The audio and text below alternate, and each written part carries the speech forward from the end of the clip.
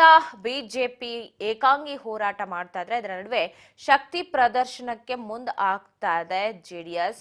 ಸದ್ಯ ಮಿತ್ರ ಪಕ್ಷದಿಂದ ದೂರ ಉಳಿದು ಏಕಾಂಗಿ ಹೋರಾಟಕ್ಕೆ ಸ್ಕೆಚ್ ಹಾಕಿದ್ದು ಸರ್ಕಾರದ ವಿರುದ್ಧ ಸಮರಕ್ಕೆ ಪ್ಲಾನ್ ಮಾಡಿದೆ.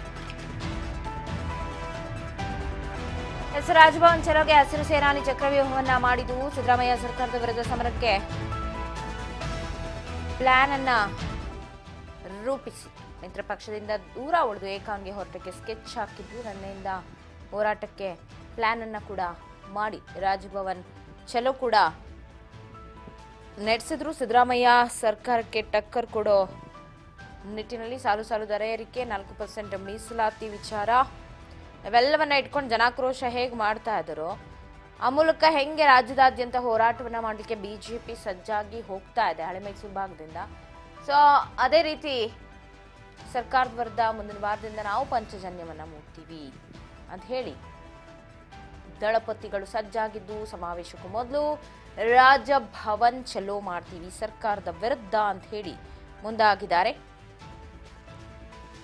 ಸೊ ಒಂಟಿ ಹೋರಾಟಕ್ಕೆ ಹೇಳಕ್ ಮೈತ್ರಿ, ಬಟ್ ಒಳಗೆಲ್ಲವೂ ಉಳುಕು ಅನ್ನೋದು ಗೊತ್ತಾಗ್ತಾ ಇದೆ, ಎಲ್ಲವೂ ಸರಿ ಇಲ್ಲ ಅನ್ನೋದು ಗೊತ್ತಾಗ್ತಾ ಇದೆ.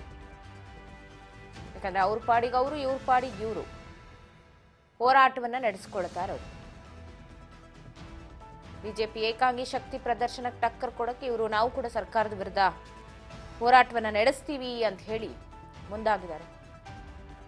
ಸೊ ನೋಡೋಣ ಇವರ ಹೋರಾಟ, ರಾಜಭವನ್ ಚಲೋ, ಸಮಾವೇಶ ಇದೆಲ್ಲದರಿಂದ ಮತ್ತೆ ಸರ್ಕಾರಕ್ಕೆ ಯಾವ ರೀತಿ ಬಿಸಿ ಮುಟ್ಟಿಸ್ತಾರೆ ಅಂತ. ಸದ್ಯ ಬೆಲೆ ಏರಿಕೆ ಇನ್ನಿತರ ವಿಚಾರಗಳನ್ನು ಮುಂದಿಟ್ಕೊಂಡು ಹೋರಾಟಕ್ಕೆ ಮುಂದಾಗಿದೆ ಜೆಡಿಎಸ್.